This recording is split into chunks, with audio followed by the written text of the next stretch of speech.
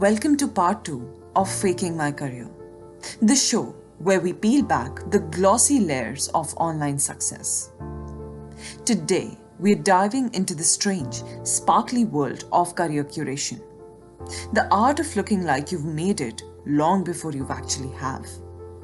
From staged coffee shop laptops to job titles invented on the fly, we're exploring why so many women feel pressure to perform a perfect professional life online and what it costs us behind the scenes.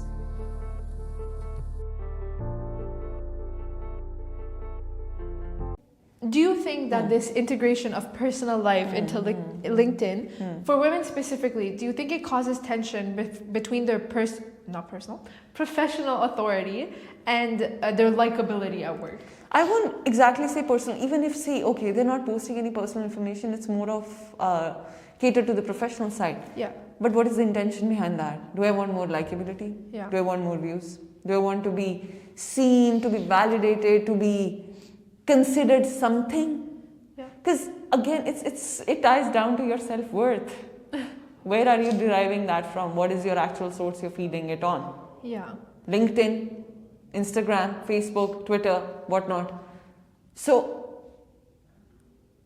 if all those things are just taken away, that's the thing when people are kicked out, when they are out of their jobs, they have existential crisis. Who am I? Now I'm worthless. Mm-hmm. And then the society comes and tells you, oh, you're doing nothing, you're good for nothing, you don't have a job and this and that. This is where your self-worth component is so important, because if you don't have it, then you run for life. I mean, everything ties into who you think you are. Exactly. So if you're very attached to your identity as who you are at work, then for sure it's going to have its precautions.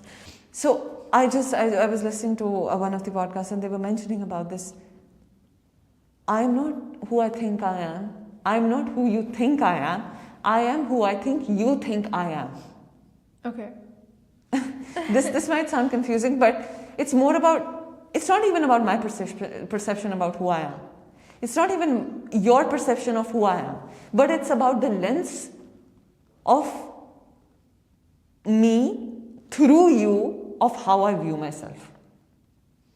Okay. Say, for instance, if I think that you think of me as someone who's polite, then I think I'm polite. Okay. If tomorrow someone walks up to me and says like, oh, you're really rude at times. Initially, I might not even consider that, well, I don't think so. Yeah. That's not right. But now if certain instances happen around me for a couple of weeks, that justify, and probably some other people also told me this, and somewhere I felt like, oh, well, yeah, I think I was rude with this person. Now, what's going to happen is, I will think that what you thought about me is who I am. So now I have to be convinced by that perception of you to really think that, yes, I'm a rude person. I mean, I understand what you're saying, and I do definitely think it's a part of it, right? How we think we're viewed as by other people is a huge part in our personality. Yeah. I've learned about this. It is a part of it. It's not the only part though.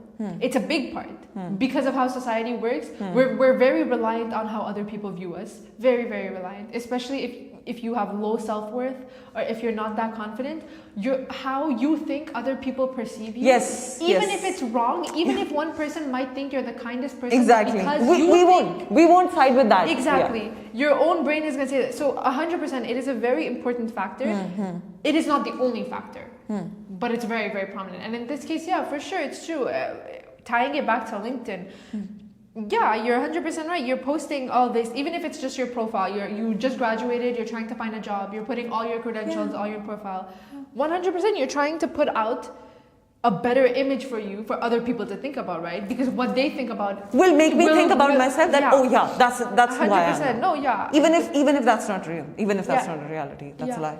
I think I can talk about that for so long. So I truly, I love that you brought that up. I feel like this could be a whole other episode. Yeah. I'm very, very passionate about that topic because it can be so, it can do you good but it can also so easily do you bad. Oh, 100%. And I think it won't even be the other person to blame. You yourself will be to blame because it's all your thoughts. Exactly. It's not their thoughts. Exactly. So I love that you brought that up.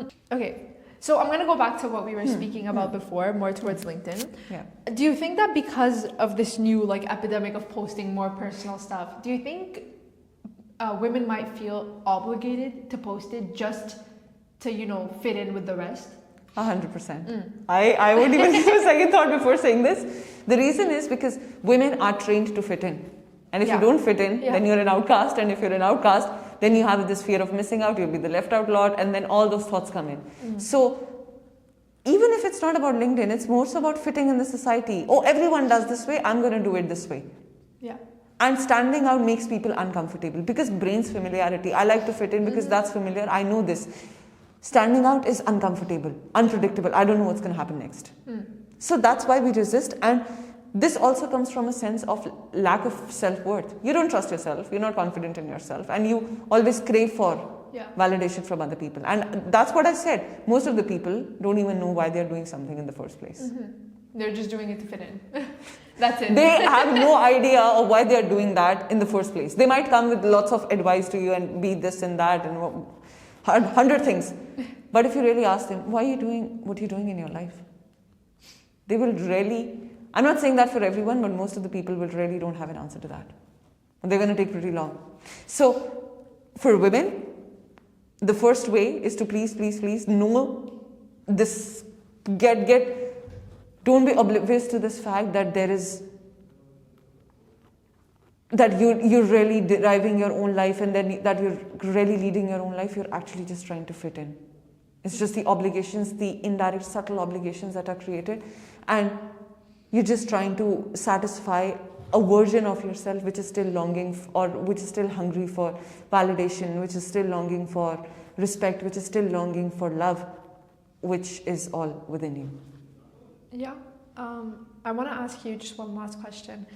Do you think, so, and we've spoken about this, you know, inherently something isn't bad, how we use it is what gives it its purpose, right? Exactly. You know, like social media isn't bad, how you use it is what defines what it does. Yeah.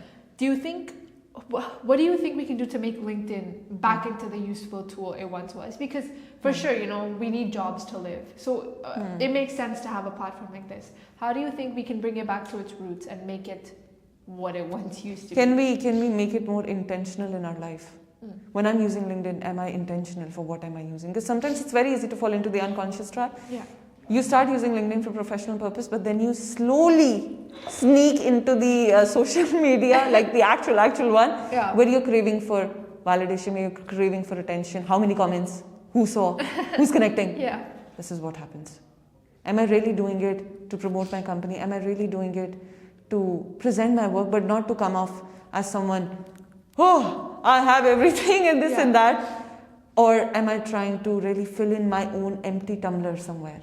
And then again, I'll go back to the LinkedIn post and see how many people commented, how many people. So that is the actual thing. It happens to people. It happens privately. For sure. It's not going to happen in public, right? So many people can relate to that, but they will not admit this in the first place. They'll be like, no, I don't think so. I don't know it.